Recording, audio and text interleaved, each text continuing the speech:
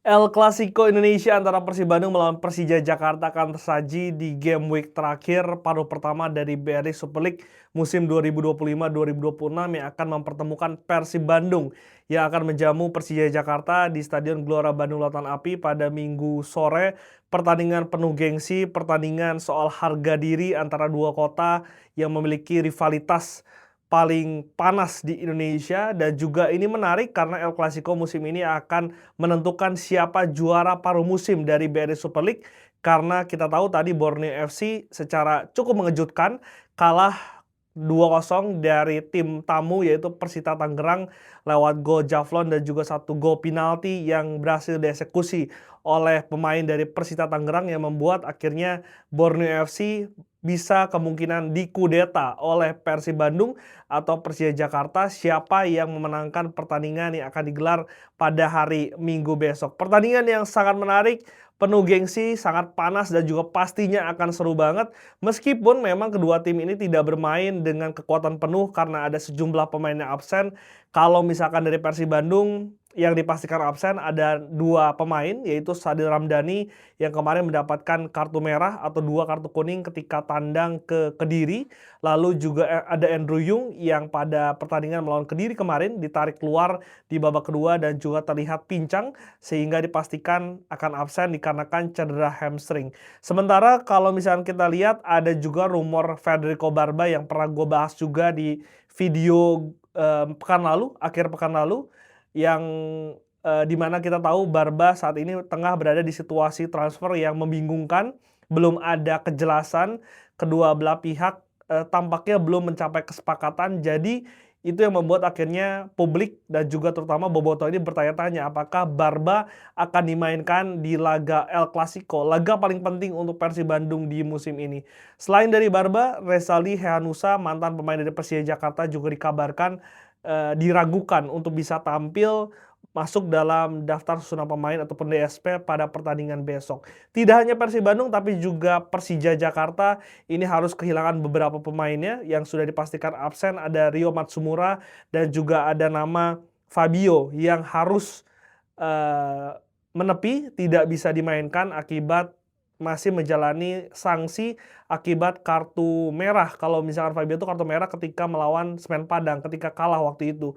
Dan ada satu nama lagi striker mereka yaitu Gustavo Almeida yang memang tengah menjalani pemulihan cedera yang cukup panjang sehingga belum bisa dimainkan pada pertandingan El Clasico di Stadion Gelora Bandung Lautan Api. Sehingga prediksi dari starting 11 gue mulai dari Persib Bandung, tampaknya Teja Paku Alam akan masih menjadi pilihan utama dari seorang Bojan Hodak, ditopang oleh 4 back di depan, Kakang Rudianto di kanan, 2 back di tengah, ada nama Mati Cardi dan juga Julio Cesar, dan juga di kiri ada nama Eleona Reinders yang juga kemarin ketika lawan Kediri sempat diistirahatkan dan menurut gua akan kembali masuk dalam starting 11 karena kemarin kerasa banget ketika nggak ada Eliano di back sayap kiri, membuat akhirnya secara ofensif dari sisi flank ini tidak begitu maksimal, tidak begitu optimal, sehingga kehadiran dari Eliano diharapkan bisa menambah gempuran serangan dari Persib Bandung dari sisi flank.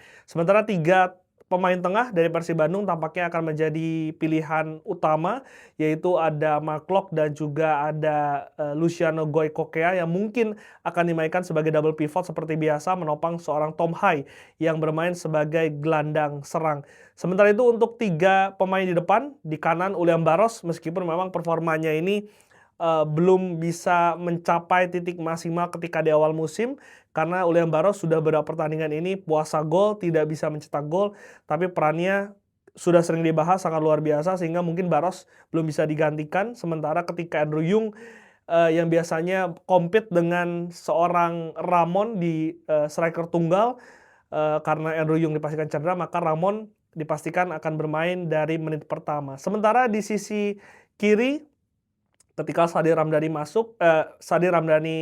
absen, ada 2 pilihan dari Bojan Hodak. Yang pertama adalah Beckham Putra yang mungkin dimainkan dari menit awal atau mungkin Burginho yang biasanya menjadi mulai bermain dari menit pertama di sisi kiri dan juga nantinya akan digantikan Beckham Putra di babak kedua karena Beckham Putra kita tahu memiliki daya kejut dan juga kartu as pembeda bagi Persib Bandung di babak kedua. Sementara itu kalau dari Persija Jakarta tim tamu, Carlos Eduardo tampaknya masih akan menjadi pilihan utama ketimbang dari Andri Tani. Sementara 4 back di belakang, kalau gua prediksi ada nama Bruno Tubarau di sisi kanan, lalu di tengah Rizky Ridho akan berduet dengan seorang Jordi Amat yang kembali ke starting 11 setelah menjalani sanksi kartu merah ketika harus absen di pertandingan sebelumnya.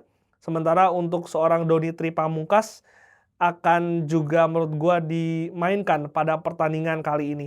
Sementara di lini tengah dari Persija Jakarta, Van Basti akan bermain, sementara Hanif Syabandi diprediksi akan menggantikan seorang Fabio yang tidak bisa bermain.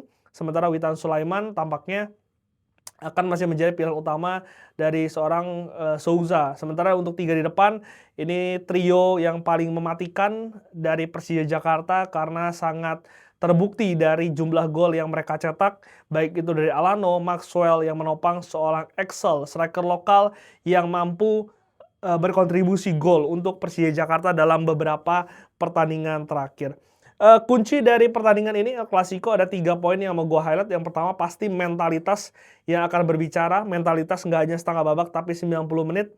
Karena kita akan melihat nanti bagaimana mentalitas Persib Bandung di hadapan ribuan bobotoh akan diuji. Begitupun dengan tim tamu. Apakah bisa bermain lepas, bisa mengabaikan tekanan dari bobotoh dan juga menjadikan itu motivasi untuk bisa mencuri poin di Bandung. Ini akan sangat menentukan mentalitas dari kedua tim, akan sangat diuji di pertandingan terbesar di Indonesia yang akan tersaji pada minggu besok.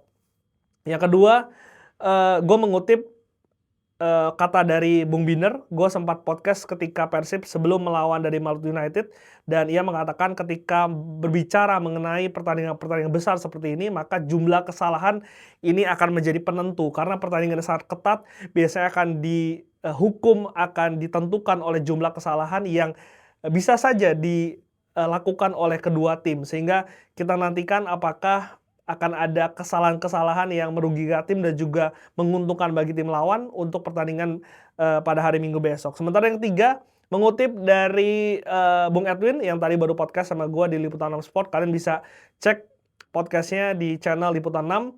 Di sana Bung Edwin mengatakan bahwa siapa yang paling mahir transisi ini akan menjadi pemenang dalam pertandingan besok. Sehingga transisi ini menjadi kata kunci, baik itu transisi bertahan maupun transisi menyerang. Kita akan nantikan bagaimana kedua tim bisa menjalankan transisi tersebut dan juga menentukan siapa yang akan meraih poin dalam derby de Indonesia. Peluangnya menurut gua setuju dengan Bung Edwin, 55-45, 55% untuk Persib Bandung dan juga 45% untuk Persija Jakarta, karena ada sejumlah faktor yang mungkin bisa menjadi alasan. Yang pasti tampil di ribuan bobotoh, di depan ribuan bobotoh ini akan menjadi keuntungan untuk Persib Bandung sebagai tuan rumah, apalagi sudah pasti tiket sold out. Bahkan tadi Kang Adit sempat mewanti-wanti soal tiket palsu dan juga calo yang mungkin akan merajalela karena tingginya permintaan dari tiket Persib melawan Persija pada hari Minggu besok, sehingga ini akan menjadi keuntungan untuk Persib Bandung. Di tengah dukungan dari bobotoh juga, kalau kita lihat track record bagaimana Persib Bandung begitu berkuasa di rumahnya sendiri, begitu kuat, tidak terkalahkan dalam musim ini.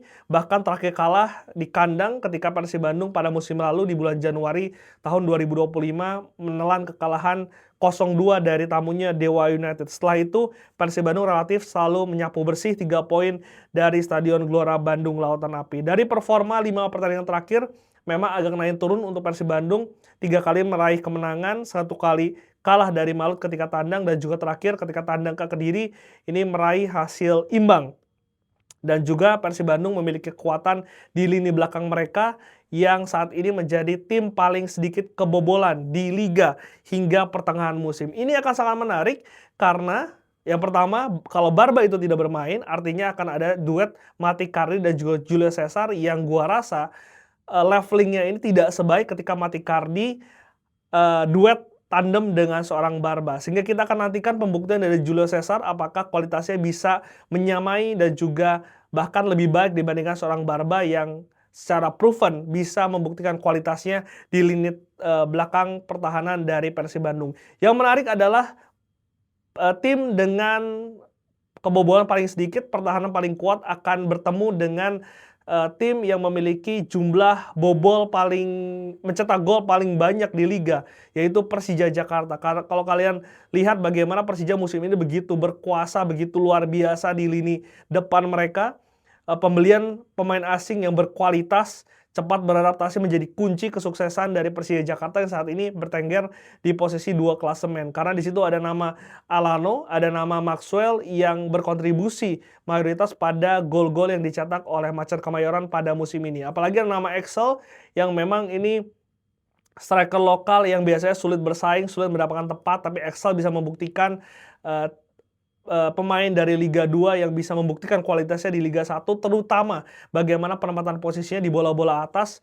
Ketika melawan Arema, gue ingat 2 gol dicetak oleh Excel dan juga itu dicetak dari sundulan, sehingga ini harus menjadi wanti-wanti ataupun peringatan lini pertahanan dari Persib Bandung. Jadi akan sangat menarik sekali ini bagaimana permainan dari Persija Jakarta selain dari lini depan mereka yang sangat produktif, juga kita lihat bagaimana mereka bermain sangat luar biasa ketika tandang. Dari 8 pertandingan di paruh musim pertama, Persija Jakarta mengantongi 5 kemenangan tandang. Artinya 15 poin mereka sudah kumpulkan ketika mereka tandang dan juga hanya menelan 3 kekalahan. Ini sangat luar biasa untuk tim sekuat Persija, tim dari ibu kota. Sementara kalau kita lihat bagaimana performanya di 8 pertandingan terakhir juga cukup luar biasa, 6 kemenangan, 1 kekalahan, dan juga 2 kali hasil menang di kandang ketika menang melawan Persija Jepara dan juga PSIM Yogyakarta. Sehingga secara tren, secara mental mereka sedang